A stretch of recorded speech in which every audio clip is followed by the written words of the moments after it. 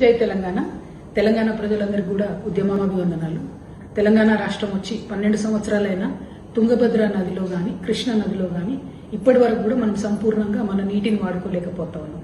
వాస్తవానికి తుంగభద్ర నది మీద ఏదైతే ఆర్డీఎస్ ప్రాజెక్టు ఉంటుందో అది నడిగడ్డను బతికించాల్సినటువంటి ప్రాజెక్టు, ఉమ్మడి మహబూబ్నగర్ జిల్లాకు సహాయం చేయాల్సిన ప్రాజెక్టు, మనకు తెలంగాణకు 16 టీఎంసీలు ఇచ్చేటటువంటి ప్రాజెక్టు. కానీ ఆ 16 టీఎంసీలలో ఈ 12 ఏళ్లు గాని అంతకుముందు చరిత్రలో ఎప్పుడు చూసుకున్నా గానీ తెలంగాణ రాష్ట్రంలో నడిగడ్డ ప్రాంతంలో కేవలం 6 టీఎంసీలు వాడుకున్నాం. మనం అంతకన్నా ఎప్పుడు కూడా ఒక్క ఇంచు కూడా మనం వాటర్ ఎక్కువ వాడుకోలేదు, ఒక చుక్క కూడా వాటర్ ఎక్కువ వాడుకోలేదు. మరి ఇటువంటి క్లిష్ట సమయంలో ఆర్డీఎస్ చుట్టుపక్కల ఉన్నటువంటి ప్రాజెక్టులను సంపూర్ణంగా బలోపేతం చేసి వాటిని విస్తరించి రిజర్వాయర్లు కట్టుకొని ఆ సంపూర్ణంగా 16 టీఎంసీలు మనం వాడుకోవాలి. అన్ఫార్చునేట్లీ ఆనాడు కేసీఆర్ గారి ప్రభుత్వం గానీ ఇప్పుడు రేవంత్ రెడ్డి గారి ప్రభుత్వం గానీ అటువంటి ప్రయత్నం చేయలేదు. దాంతో నడిగడ్డ ప్రజలకు ఇప్పటికి కూడా అన్యాయం జరుగుతుంది.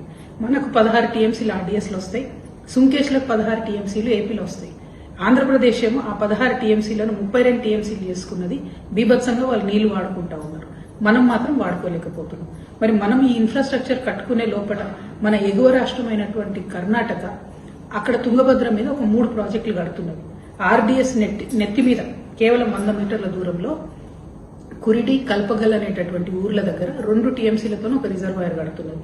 దానిపైన 15 కిలోమీటర్ల ముందు తుంగభద్ర మీద రోడ్ కమ్ బ్యారేజ్ ఒకటి అక్కడ 2.5 టీఎంసీతోని అక్కడ కడుతున్నది.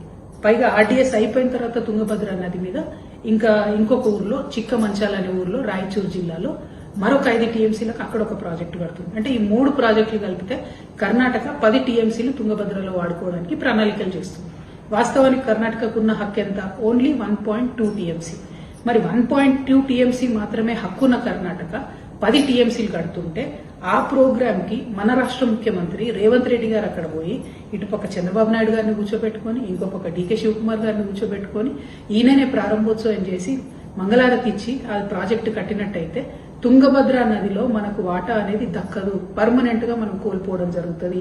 కాబట్టి నేను ముఖ్యమంత్రి గారిని డిమాండ్ చేస్తున్నా, మీరు ఈ రోజు కార్యక్రమానికి దయచేసి అటెండ్ కాకండి, ప్రొటెస్ట్ గా లెటర్ రాయండి. మన రాష్ట్ర ప్రజల హక్కులు కాలరాస్తుంది కర్ణాటక అనే ప్రొటెస్ట్ తోని మీరు లెటర్ రాయండి.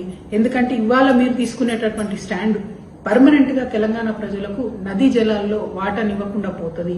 మీరు ఎట్లాగూ మళ్లీ అధికారంలోకి రాదు. రేపటి నాడు ప్రజల దయతో మేమే తెలంగాణ రక్షణ సేనని అధికారంలోకి వస్తాం.